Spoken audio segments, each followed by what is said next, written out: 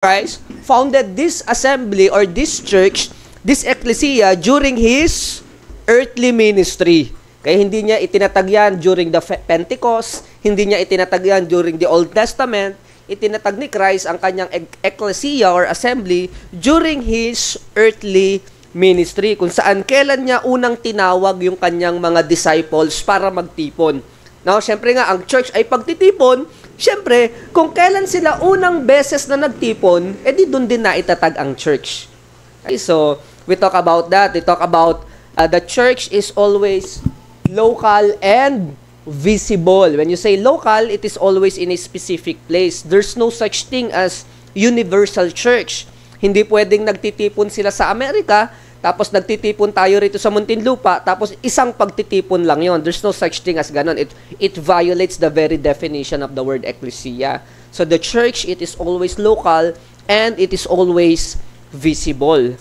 Kaya pag sinabi mong local church or church, no, para palaging inherent yung salitang locality doon sa word po na yon. And of course, we talk about church perpetuity.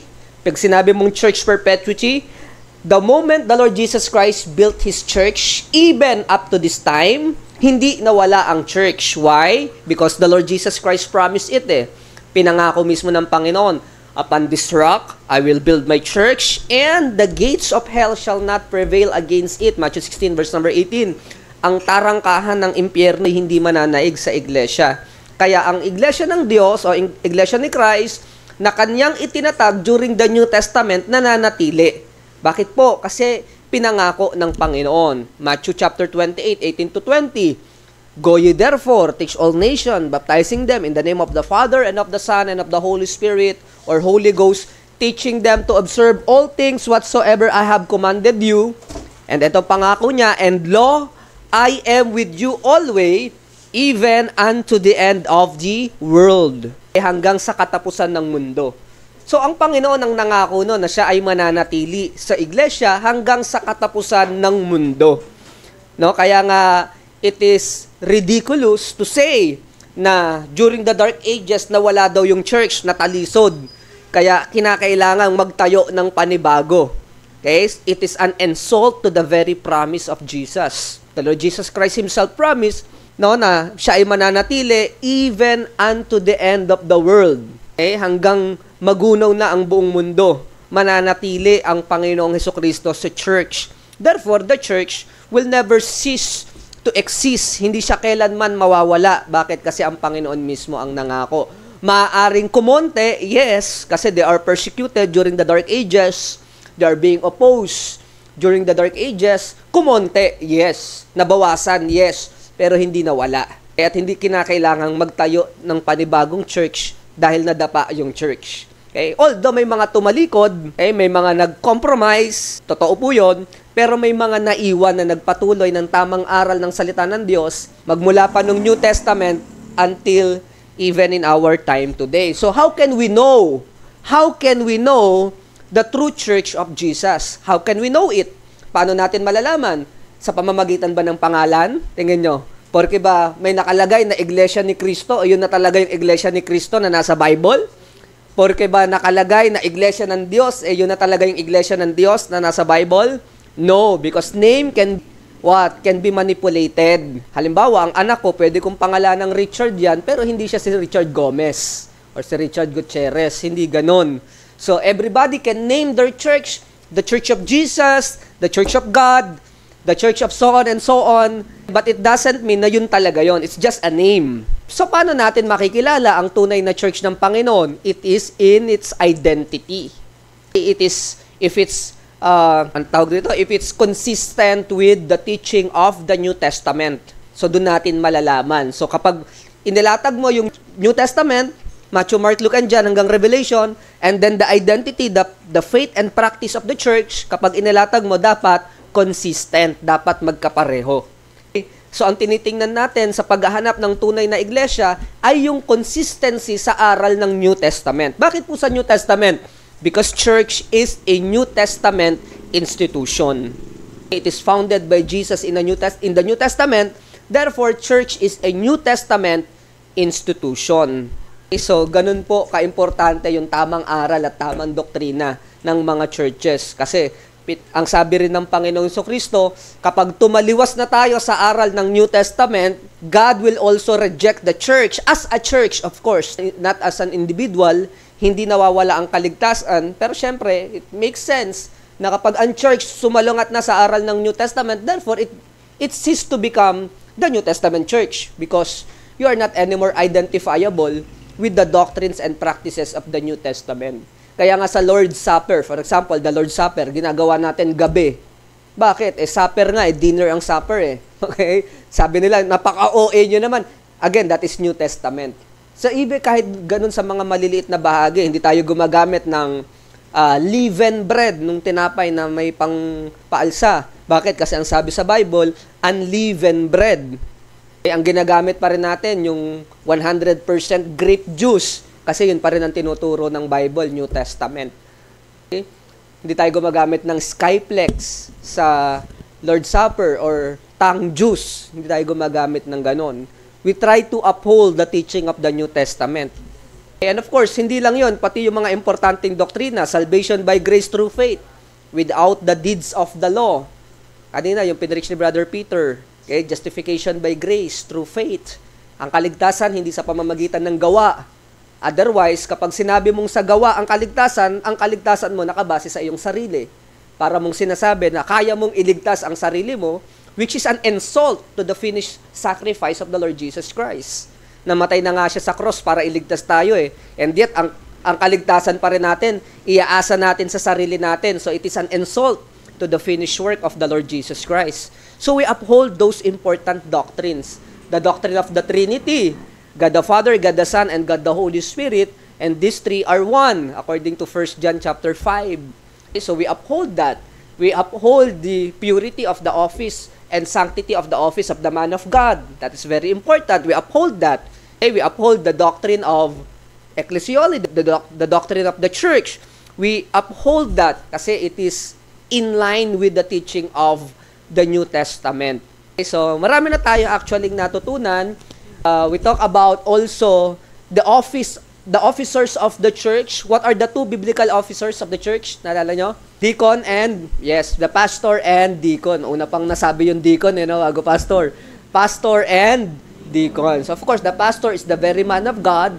My duty is to teach you to preach the word of God, to feed the flock sa pamamagitan ng salita po ng Panginoon, to protect the flock from spiritual wolves.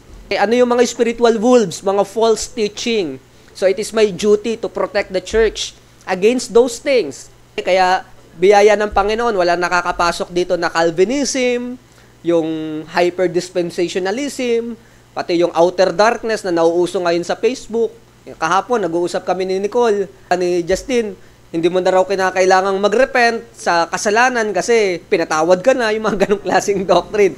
We are being protected against those such things. That is the duty of the pastor. To nurture the flock, to protect the church, and to feed the church of God by the word of God. And that is why in 1 Timothy chapter 3, Titus chapter 1, 1 Peter chapter 5, Jeremiah 3:15, nakalagay yung qualification of the pastor, of the man of God, pag binasa natin sa 1 Timothy chapter 3. Ang bottom line nun, the man of God should be mature enough to protect and to role as a man of God in the context of church ministry. Ganun ka-importante yon. And also, ganun din sa deacons. Wala pa tayong official na deacons, pero kaya nga itinuturo ni pastor so that eventually we can appoint deacons. Okay? Kaya itinuturo kasi hindi ka naman pwedeng maglagay dyan nang hindi mo na ituro kasi hindi naiintindihan. Hindi maiintindihan ng deacons yung function nila. Hindi maintindihan ng members yung function ng deacon. So we have to teach it. So for today's message, let's talk about the mission of the church. Okay? So pinamagatan po natin yung ating pong lesson for this morning is mission. Okay? Nasa Canva. Okay? The mission of the church is mission. Now we will talk about the most important duty or the most important purpose of the church, and that is to make Christ known into this world. That is our purpose why we are here. Okay, in Matthew chapter 28, 18 to 20, go ye therefore, teach all nations, baptizing them in the name of the Father, and of the Son, and of the Holy Ghost, teaching them to observe all things whatsoever I have commanded you, and lo, I am with you always, even unto the end of the world. Amen. So, Jesus Christ promised His presence to the church. At bakit ipinangako ng Panginoong Jesucristo yung kanyang presensya sa church? Okay, for us to go, okay, and teach all nations, baptizing them in the name of the Father, and also to teach them to observe all things whatsoever the Lord Jesus Christ has commanded us. So the promise of Christ's presence is in line with our observance of the Great Commission. As we do the Great Commission, and that is evangelism, baptism, and discipleship, as we continue our mission, Jesus Christ promised His continual presence upon us. Pinangako ng Panginoon yung kanyang presensya. Hindi talaga mawawala yon habang ginagampanan natin ang Great Commission na iniwan niya sa atin. Okay, so bago tayo magsimula, let's all stand please bago tayo mapasarap, and let us start our lesson in a prayer. Let's pray po. Ama namin Diyos na dakila at makapangyarihan po sa lahat, maraming salamat po Panginoon sa umaga po na ito. Salamat po sa mga kapatiran na narito na, maging sa amin po mga bisita na narito na, O Diyos, upang masimulan ang amin pong Sunday School Ministry. Salamat po, Lord, and we are praying sa amin pong mga kapatiran na papunta pa lamang.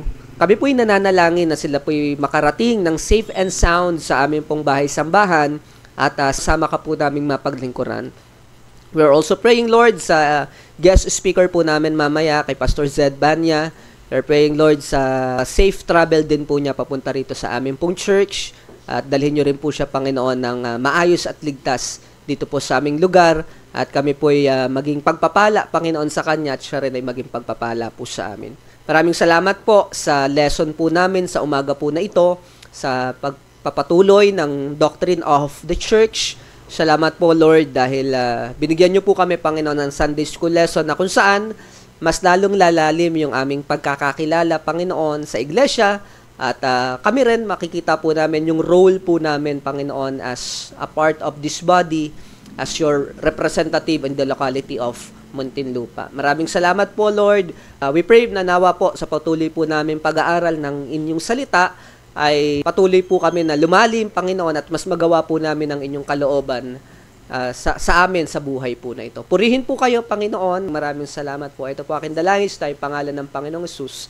Amen. Okay, so tayo pong lahat ay makakaupo na po. So, the title of our message or the title of our lesson, the mission of the church is mission. Okay, the Great Commission. May I request everyone to please open your Bible and open it in Matthew chapter 28, verse 18 to 20. And then later on, we will talk about Acts chapter number 1, verse number 8. So Matthew chapter 28, verse 18 to 20. So kung makikita po ninyo in our Bible, ayan o. Okay, so ito yung Mark, di ba? Mark. Second book na yan sa New Testament. So yung binubuksan natin, nandirito na sa last part ng Matthew. Matthew chapter 28, 18 to 20. And you would notice in my Bible, ayan yung letter of Christ in my Bible. Ibig sabihin, si Jesus mismo ang nagsasalita. Okay? Kaya maganda yung Bible na merong letter of Christ in red. Yan. So para alam nyo na si Jesus ang nagsasalita. So ito yung sa akin, sa Matthew chapter 28. So ang sabi niya rito, on Matthew chapter 28, verse number 18, and Jesus came and spake unto them, referring to the church, because the church is present during that time.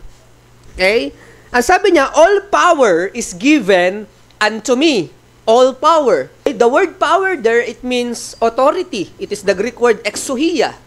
All power, it means authority, is given unto me. Why? Bakit dun lang daw naibigay? Yun ang tanong Bakit dun lang ba naibigay? Kasi you have to remember, when Jesus Christ incarnate, nung siya ay nagkatawang tao, na mga kapatid, nilimitahan din ni Jesus yung kanyang sarili.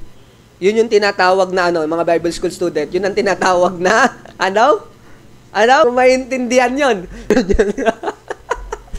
Kaya yun yung tinatawag na kenosis. Okay? kenosis. Ibig sabihin ng kenosis, ang Panginoong Hesukristo, voluntaryo niyang nilimitahan yung kanyang sarili. Again, Jesus Christ is God. Okay, parang di kayo naniniwala John 1:1. Sabi natin, ano mo na lang dyan bro, para mabilis tayo. John 1:1. Ito sabi po ng Bible, John 1:1. In the beginning was the Word, and the Word was God. Pastor, nasan si Jesus dyan? Kasi you have to understand the context. Verse number 2. Basta tandaan nyo in the beginning was the Word, that the subject is the Word, alright? In the beginning was the Word, and the Word was with God, and the Word was God. So the subject is the Word. And you notice the word. Check nyo yung word na word. Malaki yung start niya, yung W. So it means the author or the writer has to mean something. Bakit? Okay, verse number 2. Ano nakalagay? The same was in the beginning with God. Okay, verse number 3. All things were made by Him. Sa lahat daw ng ay ginawa sa pamamagitan niya, Him, and without Him was anything made that was made. Verse number 4. In Him was life, and the life was the light of man. Next. And the light shineth in this, and darkness comprehend it not. Hindi daw naintindihan ng darkness yung light. Okay? There was a man sent from God whose name was John. So another subject, si John. He is a man sent by God. Referring to John the Baptist. The same came for witness. Si John the Baptist, ay dumating to be the witness, to bear witness of the light. Okay? That all men through Him might believe. Okay, next. He was not that light. John the Baptist is not that light. Okay, hindi siya yon. Hindi siya yung Messiah. Hindi siya yung God. Hindi siya yung Word. But was sent to bear witness of that light para daw magpatotoo dun sa liwanag. Next. That was the true light which lightened every man that cometh into the world. Okay, next. He was in the world. And the world was made by Him, and the world knew Him not. Okay. Verse number 12, He came unto His own, and His own received Him not. Verse number 12, but as many as received Him, to them gave He power to become the sons of God, even to them that believe on His name. Verse number 13, which were born not of blood, nor of the will of the flesh, nor of the will of man, but of God. Ito na, verse number 14. Binaybay lang natin. Look at this. And the Word was made flesh. Sa Tagalog, at ang berbo ay nagkatawang tao. And the Word was made flesh and dwelt among us. Nanahan siya kasama namin, sabi nung writer nung John. And we beheld His glory, the glory of the only begotten of the Father, full of grace and truth. So yung berbo daw o yung word ay nagkatawang tao at nanahan kasama namin at nakita namin, according to John, yung kanyang kaluwalhatian tulad ng kaluwalhatian ng begotten. Okay? Begotten Son of the Father. And who is the begotten Son of the Father? John 3:16, for God so loved the world that He gave His only begotten Son, okay, that whosoever believeth in Him should not perish, but have everlasting life. So Jesus is God, right? Jesus Christ is God. And He incarnated. Pero nung siya'y nagkatawang tao, He voluntarily limits Himself. Okay, yun yung tinatawag na kenosis. Balik tayo doon sa Matthew chapter 28. Kaya pagdating sa Matthew chapter 28, which is the last chapter of Matthew, alam mo naman, pag buhay ni Christ, ano kaya yung mga last chapter ng buhay ni Christ? Siyempre, His death on the cross. Pero after that, what happened? What happened after death ni Jesus? After 3 days, He was resurrected. He resurrected from the dead. Okay? So, nung nag-resurrect na si Jesus, ang sabi niya, all power is given unto me. Ibig sabihin, lahat ng kapangyarihan na nilimit niya during His earthly ministry, He has it now that He is resurrected. Okay? He is really now God in the flesh. Okay? Yun ang sabi ng Bible. All power is given unto me. Okay? And after that, ang sabi niya, go ye therefore. Okay, so that is a charge from the resurrected Christ. It is the charge from the resurrected Christ. Go ye therefore, teach all nations, baptizing them in the name of the Father and of the Son and of the Holy Ghost, teaching them to observe all things whatsoever I have commanded you, and lo, I am with you always, even unto the end of the world. Okay, so it is really the resurrected Christ who charged the church, the believers, not only the apostles. Syempre, kasama doon yung mga apostles. Okay, but not only the apostles, it's all believers. It's for all the believers. Okay? Jesus Christ charged the believers, the church, to go and what? Ano daw yung scope? Teach all nations. Teach about what? Teach about Jesus. Teach about His suffering on the cross and His resurrection. Basically, teach about the gospel. Okay? Teach all nations. And after that, baptizing them. And after that, teach them again. That is discipleship.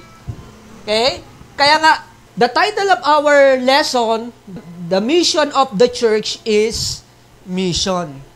Okay? This is the very purpose why we exist. Bakit tayo nandirito? Okay? Hindi lang tayo nandirito para magsayawan. Okay? Magsayawan, hindi nga tayo tayo dito para nagpe-fellowship. Hindi lang tayo rito, ganito lang, every Sunday, punta ka lang rito. Hindi tayo ganun lang. There is a greater purpose behind our assembly. And that is ultimately to make Christ known. Okay? To what daw? To all nation. To all nation. To whole world. That is our, point number 1, our mandate. Okay? Look at this, our mandate. Jesus did not give the church suggestions. It was directive. It was a charge. It is a mandate. It is a mandate. Pag sinabi mong mandate sa Tagalog, mandato. Utos talaga ni Christ yan. Mandato talaga ni Christ. It is a mandate coming from a resurrected Jesus. Before He ascended to heaven, bago Siya bumalik sa langit, iniwan Niya sa mga mananampalataya, hey, go ye therefore, teach all nations, baptizing them. Kaya ito, hinati natin sa tatlo. Number 1, evangelism. Teach all nations. Teach them about Jesus Christ. And you would notice, when you attend to this church, anong lagi natin sinasabi? Lagi natin bukang bibig sa salvation. Siguro yung mga visitor natin, pag nakakatulog kayo, tapos nananaginip, tapos napanaginipan nyo ang church, lagi na lang sinasabi ni Pastor, pag ka ba namatay ngayon, alam mo kung saan ka pupunta, lagi na lang yan ang topic sa church. Di ba yun ang banat sa mga Baptist? Naku, pag pumunta ka dyan sa mga Baptist, laging ang bukang bibig niyan, ang kamatayan. Kasi salvation is really the most important thing. Salvation is really, kasi sabi nga ng Bible, bakamtan mo man ang buong mundo, sayang kung maiwala mo naman ang iyong sariling kaluluwa. And salvation is really easy. That is to what? Again, John 3:16, for God so loved the world that He gave His only begotten Son, that whosoever believeth in Him should not perish, but have everlasting life. Hindi mapahama, kundi magkakaroon pa ng buhay na walang hanggan. So when we talk about salvation, it is really easy. It is to believe on Jesus. Again, John 1:11, di ba? He came unto His own, but His own received Him not. But as many as to receive Him, to them gave He power to become the sons of God. Okay? So, mission is not just a program. Hindi lang yung programa ng church. Hindi lang yung department. O dapat meron tayong mission board. Okay? It's good to have a mission board, di ba? By the way, isa yan sa new ministry na i-introduce natin later on. Kaya ako nga tinatalakay itong ecclesiology kasi later on, we will make another ministry and that is mission board para mas maasikaso natin yung mga mission work natin. Okay? But however, mission is not only a program. It is the very purpose of the church, no mga kapatid. To make Christ known. Evangelism, number 1. Number 2, hindi porke nakakilala sa Panginoon, tapos na. Dapat makumpleto. Baptism. Okay? And teaching them to observe all things whatsoever I have commanded you. Number 3 is discipleship. Baptism and discipleship. Ganun po yun, no, mga kapatid. Alright, so, dapat kompleto. Yun yung Great Commission eh. Again, evangelism, baptism, and discipleship. Kaya nga lagi ko nga sinasabi, if you are a believer, it is really a God's will for you to become a part of a local New Testament church and to serve God in a context of a local New Testament church. That is really the will of God. In Acts chapter number 2, verse number 41, flash mga bro, Acts chapter 2, verse number 41, and they that gladly receive His word, and what is the word there? What is the word in Acts chapter number 2? Acts chapter 2 is about Pentecost. Peter preached the gospel in the Pentecost. He preached that Jesus Christ is the fulfillment of the messianic prophecies of the Old Testament. That is the content of Acts chapter 2. And then after that, and they that gladly receive His word, Acts 2:41, and they that gladly receive His word, sa mga tumanggap sa Kanyang salita, which is the gospel, the same day, and they that gladly receive His word were baptized, and the same day were added unto them about 3,000 souls. Okay, so after salvation, it is really a God's will for you to be baptized, and to become a member of a local New Testament church and serve God in the context of the New Testament church. That is really the will of God. It is written in the scripture. Okay, so evangelism, baptism, and discipleship. And once you got baptized, once you have accepted in the church, it is not also the will of God na member ka lang. You have to grow. Okay, dun papasok yung discipleship. You have to grow. You have to be mature so that you can as well make Christ known in the capacity that the Lord Jesus Christ has given to you. Okay? So, ang pagpapakilala po kay Kristo, hindi lang ibinigay sa pastor or sa mga preachers or sa mga evangelists. It is a task for all. Okay? It is a task for the New Testament church. Of course, hindi tayo pare-pareho ng strength. Lahat magaling magsalita, hindi tayo pare-pareho ng strength. Hindi lahat kayang magsalita sa labas at mangaral ng salita ng Panginoon. Hindi lahat kaya mag-street preaching. Hindi lahat mag-knock on door. Hindi lahat kayang magturo in a Sunday school setup. Hindi lahat kaya.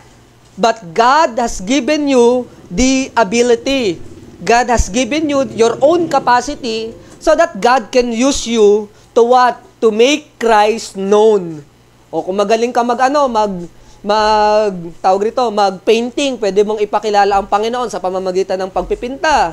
Graphic designer, yes, you can do that. Okay? By our own testimony, you can do that. Di po ba?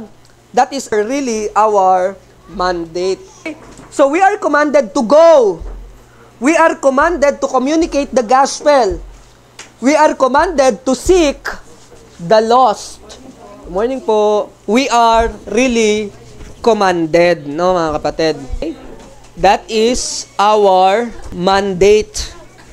Our mandate. Every member can share the gospel in our personal testimony, by gospel tracts, even social media, and intentional relationship. What do you think, no mga kapatid? What do you think is the most effective way to share the gospel? What do you think is the most effective way to share the gospel? Anyone? What do you think is the most effective way to share the gospel? I think the most effective way to share the gospel is through relationship. I think. Okay? Kasi syempre, kapag stranger ka sa tao, hindi ka nila kaagad paniwalaan. Diba? Pero kapag there is a relationship, whether it is intimate relationship or friendship, okay, madali natin ma-communicate yung gospel sa kanila. Provided na yung attitude natin consistent sa gospel na ipinapangaral natin. Kasi baka nga mag-share ka ng gospel but the behavior is not consistent to the message of the gospel. Diba? Alam mo ba si Kristo namatay para sa'yo? Kung ikaw kaya patayin ko. Anong ipatay si Kristo? Pambihira ka. Diba? Our attitude should what? Reflect the message that we are preaching or sharing. Okay? Number 2, baptizing them. But again, ang baptism ino-offer natin sa mga nag-profess ng salvation. And of course, baptism, hindi siya forceful. Hindi natin pinipilit. But we try to talk to the person, we try to share them that this is really the will of God. Himself got baptized even the Lord Jesus Christ Himself. Okay? Although Jesus Christ doesn't need it because He is Christ, right? Ultimately, He doesn't need it. But, according to Him, it is the right thing to do. Diba, nung nagpabaptize siya kay John the Baptist, anong sabi ni Jesus? Anong sabi ni John the Baptist kay Jesus? Wait, ako i-baptize mo, sabi ni John the Baptist, diba? Okay? Pero anong sagot ni Christ? No, let it be that way so that we can fulfill the righteousness of God. Right? Ibig sabihin, according to Jesus, Him undergoing baptism by John is the right thing to do. That is really the right thing to do. Kaya in Acts chapter 2, and they that gladly received His word were baptized, and the same day were added unto them about 3,000 souls. That is really the right thing to do. Okay? And of course, number 3 is discipleship. Okay? Discipleship must be intentional and ongoing, not just a class, but a relationship. Kailan kaya natatapos yung discipleship? Hindi natatapos yun. Hindi natatapos yun. Eh bakit? Kasi yung nagde-disciple, lumalago. Yung dinidisciple niya, lumalago. So, hindi natatapos yun. Hanggang kunin tayo ng Panginoon, let us continue to teach what the Lord Jesus Christ is teaching us in the context of the local New Testament church. Again, the mission of the church is mission. And the areas of our ministry ay teach all what? Teach all nation. That is the scope of our ministry. Ibig sabihin, ang ministry natin, hindi lang siya nakakahon dito sa locality natin actually. Teach all nation. Imagine that during those time, 2,000 years ago, there's no TV, there's no social media, there's no internet, radio, whatsoever.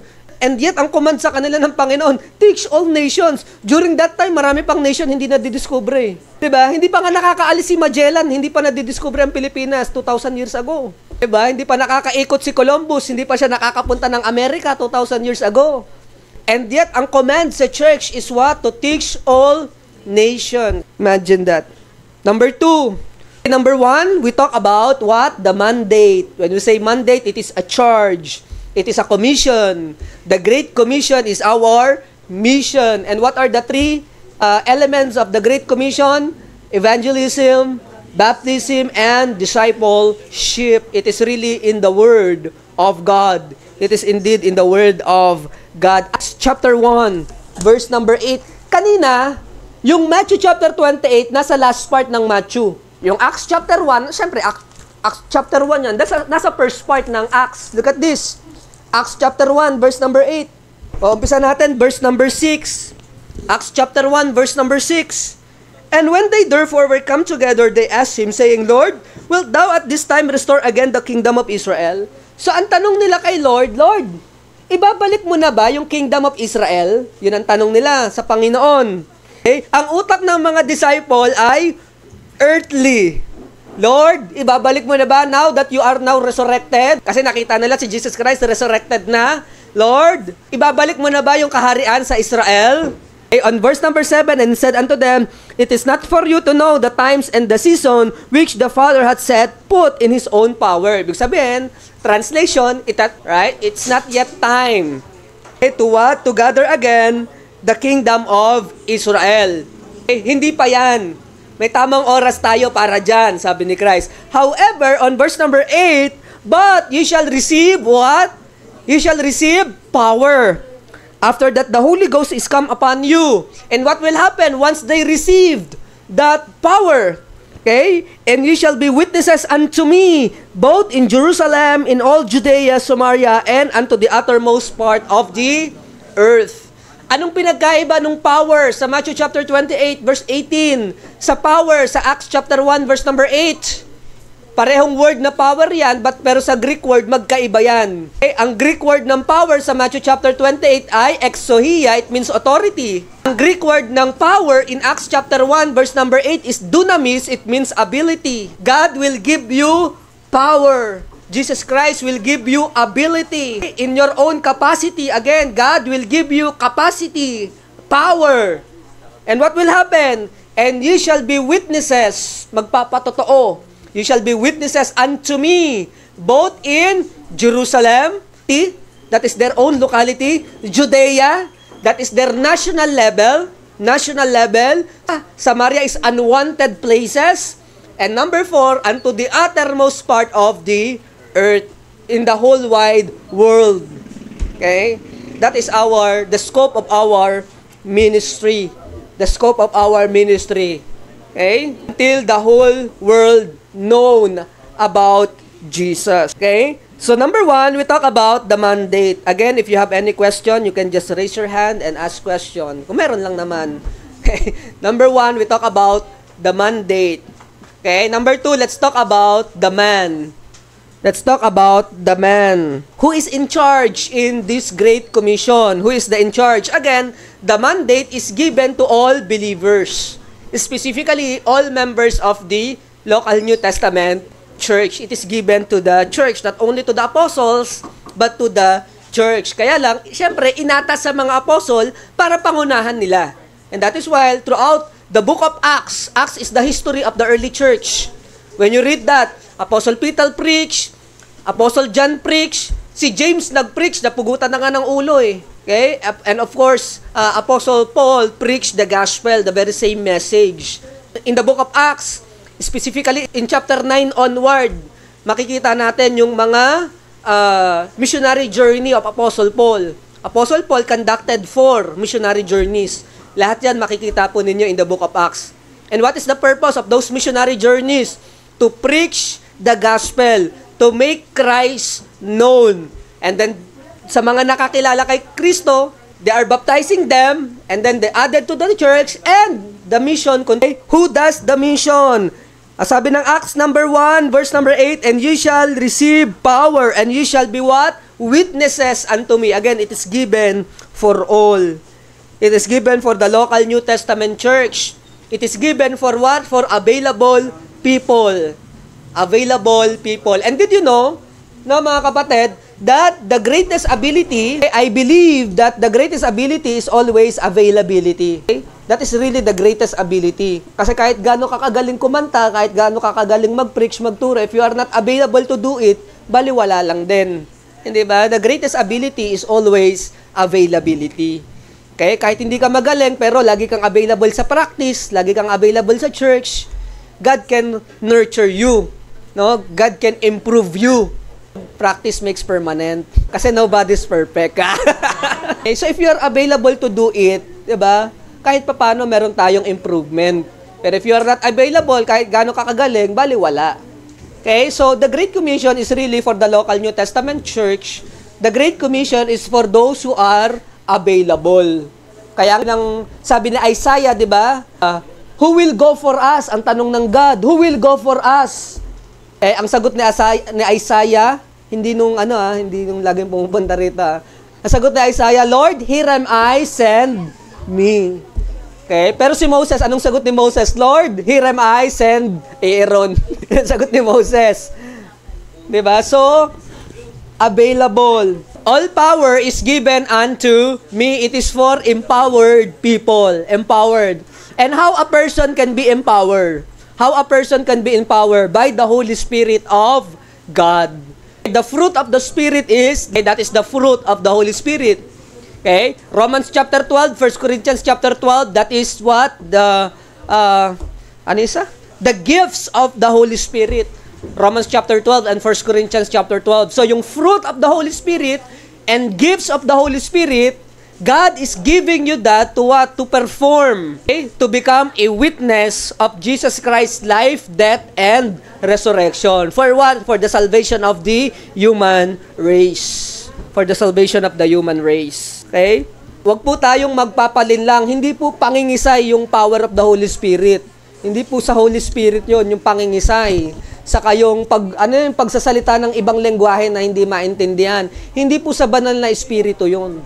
Okay? That is not the fruit of the Holy Spirit. God is never the author of confusion. Our God is a God of order. Morning po. Ay, si Pastor Zed nandito na? Pastor, morning. Okay? Again, God is not a God of confusion. God is a God of order. So again, we talk about the mandate. We talk about the man. The mandate, what is the mission is all about? It is about Jesus Christ's command. For what? For whom? For the New Testament church to go and to preach, to make Christ known. Okay? Ano daw yun? Evangelism, baptism, and discipleship. That is our mandate. Okay, the man, of course, the mandate is given for all. Not only for the pastor, not only for the missionaries, not only for the evangelists and teachers, but for all. Okay? God has given us the charge to make Christ known. And lastly, okay, how a mission is sustained. How a mission is sustained. Of course, the mission is sustained by the very power of God. Hindi ba? According to Matthew chapter 28, I am with you always, even unto the end of the world. Amen. Okay, Jesus Christ promised His presence as we fulfill the Great Commission. You have to remember, no, mga kapatid, preaching the gospel.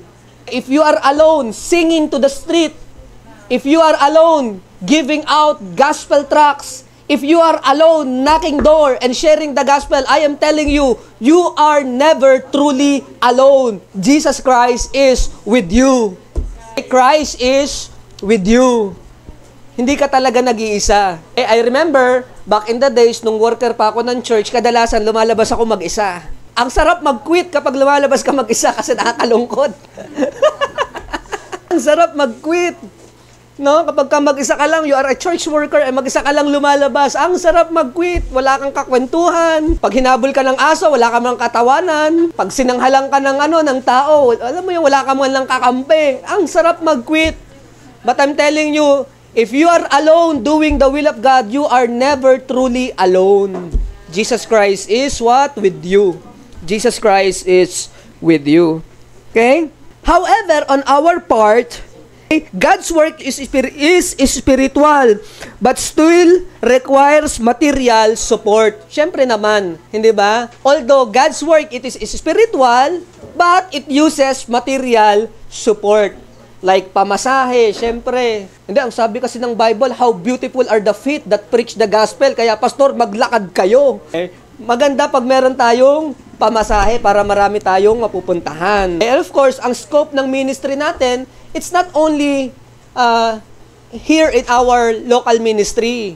The scope of our ministry, according to the Bible, teach all nations. You shall be witnesses unto me in Jerusalem, all Judea, Samaria, and into the uttermost part of the earth. That is the scope of our ministry. Therefore, it needs material support. The God's plan in supporting our support, for example, in our tithes and offering, ginagamit natin yan to support the ministry of our local church ministries. Our tithes and offering, ginagamit yan to support the ministry of our local church ministries.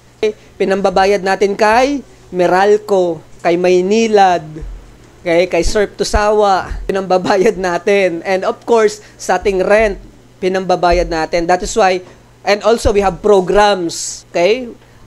On regular basis, we have monthly programs. Para saan? To support the ministries of the local New Testament church, to edify the members, to edify the church. Bakit? Kasi kapag edify ang church, kapag strengthen ang church, no mga kapatid, mas magagamit tayo ng Panginoon to make Christ known. To make Christ known. Okay, for example, may mga basketball tayo. Para saan yung basketball na mga kapatid? Pastor, para yung pampainit ng katawan. Hindi po. Pampapawis. Kaya tayo nagbabasketball kasi ginagamit natin yung opportunity, encounter to make Christ known. Kaya yung mga bisita nating mga player dyan, lahat yan, na-share na ng gospel. Diba? Okay, praise the Lord, no? Bumabalik sila. Hindi na lang basketball ang pinupuntahan niyan kasi wala naman akong in-announce na basketball. Pumupunta sila para kay Lord, para sa Panginoon. Hindi ko rin naman masabing para sa girl. Tama? Tama, hindi. Diba? So, ginagawa natin yan. Our tithes and offering napupunta sa mga pangangailangan ng local New Testament church. Kasi kapag malakas ang church, strengthen ang church, napoprovide ang pangangailangan ng church, Sunday school natin, hindi ba? Mas nagiging equipped tayo to make Christ known. Okay? And of course, we have mission giving to support our missionaries. Okay, we have our very own missionaries. Pastor James Tarjo are ministering in Rizal. Okay? And we have foreign missionaries that we are supporting. Okay? And we also have local missionaries that we are supporting. And that is why we have mission fund for that. We have mission support for that. Okay? So God uses the generosity of His people. Are you familiar with yung but God shall supply all my needs in Philippians chapter number 4? Actually, the context is about mission. It's about the ministry. Okay? The Church of Philippi partnered financially to Apostle Paul for the mission work. Giving is not losing, it is investing. God promises to supply the needs of those who supply the needs of His work. Okay, so God promised to supply the needs as we continue to fulfill our duty as the member of the church. Okay, so again, the mission of the church is mission. Okay, kaya nga po sa mga susunod na during our anniversary, kapatid, sa January 10, actually, magkakaroon po tayo ng renewal of our commitment to mission. Okay, during our anniversary and also our First World Missions Conference, okay, we will have a renewal of our commitment for mission. Okay, kaya itinuturo ni Pastor, the doctrine of the church, kailan tayo nag-start? October, September. Okay, parang mga latter part ng September, October, November na ngayon. We talk about when did the Lord Jesus Christ establish His church, right? What kind of church did the Lord Jesus Christ establish? What are the evidences to say that it is really the Baptist church? And right now we are talking the church is mission. It is the very purpose why we are here, why we exist. It is the reason why Jesus Christ promised His presence. Upon these rocks I will build my church, and the gates of hell shall not prevail against it. And lo, I am with you always, even unto the end of the world. For what purpose? For mission. We exist for mission. And what is our mission? To make Christ known, baptizing them and also teaching them to observe all things whatsoever the Lord Jesus Christ has commanded us. Okay? The mission of the church is mission. Any question before we end our Sunday school? Meron pa akong 5 minutes. Any question? Any question? Any question? Uy, magtanong kayo. Any question? Any question? Kahit hindi tungkol sa topic, pero malinaw yung natin. The mission of the church is mission. Okay? Again, God has given you the capacity or ability to fulfill the Great Commission. Kahit hindi ka magaling mag-preach, hindi ka magaling mangaral, or mahina ang loob mo, mga talk, again, but God has given you your own capacity to, in your own ability, para ma-share ang gospel. Palaging meron, kapatid. Palaging meron. Lagi mo tatandaan that the grace of God, it is always available in every situation. Hindi ka dadalhin ng Panginoon sa isang lugar, sa isang pagkakataon, na hindi niya kayang magbigay ng biyaya para sa'yo. Kinakailangan lang ng mga kapatid, gawin natin yung bahagi natin. Hindi ka nga magaling magsalita, pero maano ka namang mag-invite, malakas ka mag-invite, biri mo, pag kami-kami lang, Brad, pag kami-kami lang nagsusulwining, kinagagalitan kami ng tao. Galit sa amin Pero nung kasama namin si Carlos, ang sabi sa amin, kami ba, hindi nyo sheshiran? Sabi, pambira. Pag kami-kami lang, galit Oh, Brad, sabi ko sa'yo. Pag kami lang nagagalit, pag kasama namin si Carlos, kami ba, hindi nyo sheshiran? Pambira. But anyway, alright? Pero nasharean yun, di ba? Kasi binigyan tayo ng iba't ibang ability Right? Hindi yan, it is not for us to compete, but for us to complement one another. Kaya yung iba sa atin magaling mangaral, yung iba magaling mag-approach, it is not to compete, but to complement one another. Okay? For a single purpose, and that is to make Christ known. Okay? Any question? May question ka, Nay? Any question? Any question? Any question? Any question? Okay? In regards to our lesson for this morning. Any question? Malapit na tayo matapos. May tanong? About po sa yung public ministry ni Jesus Christ. We know na yun yung start point ng church. And yung bago po, yung nabuo niya yung 12 apostle or before yung tinawag niya yung 12 apostles. Saan po yung nagsimula mismo yung local church po? Alright, kasi the very meaning of the church, again, anuhin natin yung salita. The Greek word for church is ekklesia. Ekklesia, it means assembly. It came from the two compound Greek word ek and kaleo. It means calling out into a specific place.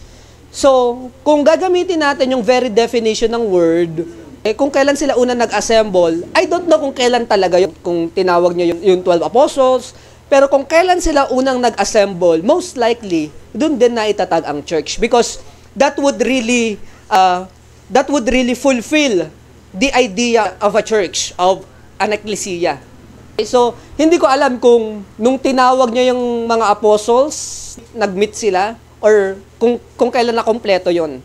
Pero alam mo rin, ang sabi rin ng Panginoon, whether 2 or 3 that gather in His name, He is in the midst of it. Diba? Yun din ang sabi ng Panginoon. So, the safe answer palagi, pag sa question na yan, kung kailan sila unang nag-start ng pag-assemble, ng assembly, that is also the birth of the church. In Matthew chapter 16, verse number 18, upon this rock I will build my church. Although the tense of the Greek there is future, kasi ang nakalagay, I will build my church. But, upon careful consideration of the word build there, the Greek word ng builder, ang Greek word ng build sa Matthew chapter 16, verse number 18 is oikodomeo. Oikodomeo. Oikodomeo, meaning strengthen or build up. So really, ang gustong sabihin ng Panginoong Jesucristo sa I will build my church there is, I will strengthen or I will edify my church that is already in existence. Kasi you would notice, on the same chapter, nagmi-meeting na sila in Matthew chapter 16. There is already a disciplinary action in Matthew chapter number 16. So, ibig sabihin, matagal nang established ang church on Matthew chapter 16. Pero, ginamit yung I will build because the word build there is oikodomeo, it means edify. So, the proper is I will edify the church. That is already in existence. Ayun. Meron pa? Bel, parang Ako, Pastor. Sino yun? Ako. Paano po yung mga na nagsasabing yung mga na kami ang Church of God and yet yung time nila yung sobrang early? Anong ibig sabihin? I mean, parang pinaproclaim nila na sila yung Church of God pero yung pagtatag ng kanyari, yung members of the International Church of God, yung dating daan. So, minsan sila yung talagang tunay na church as nagko-quote pa ng Bible verse. Okay. Na and then yet sa Bible, as dito sa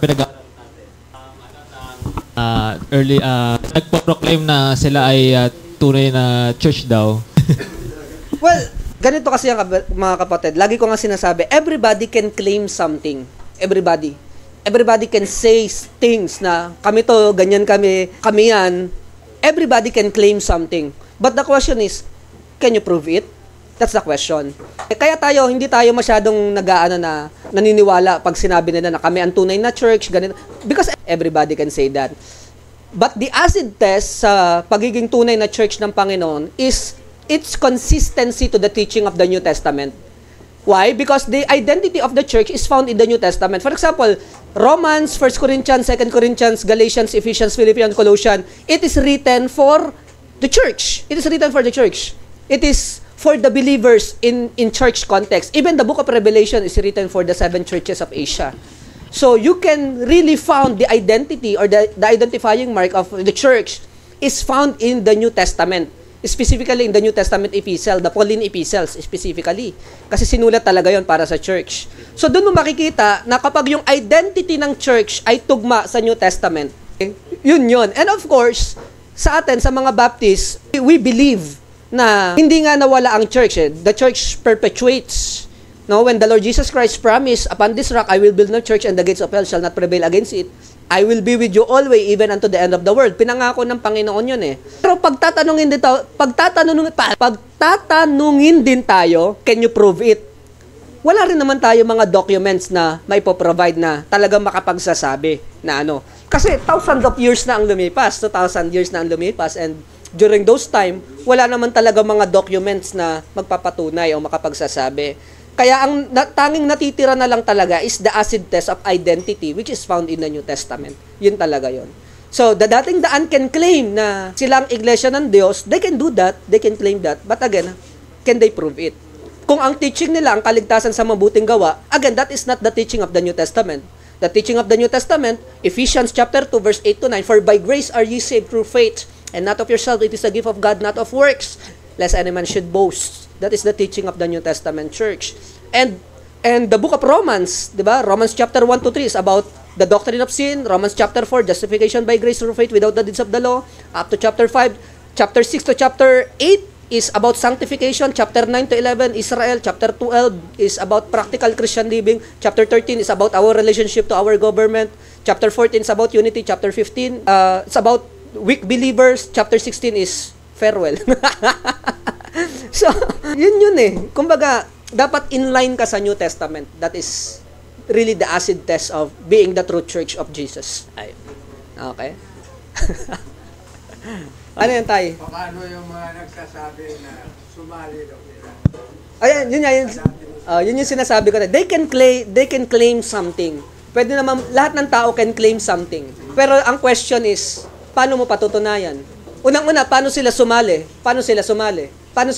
Hindi naman nag-e-exist yung church sa Bible. Yung Church of Jerusalem na nasa Bible, paano ka sasali doon? Hindi siya nag-e-exist at this moment. Paano sila sasali ron? Kaya nga, that's the thing eh.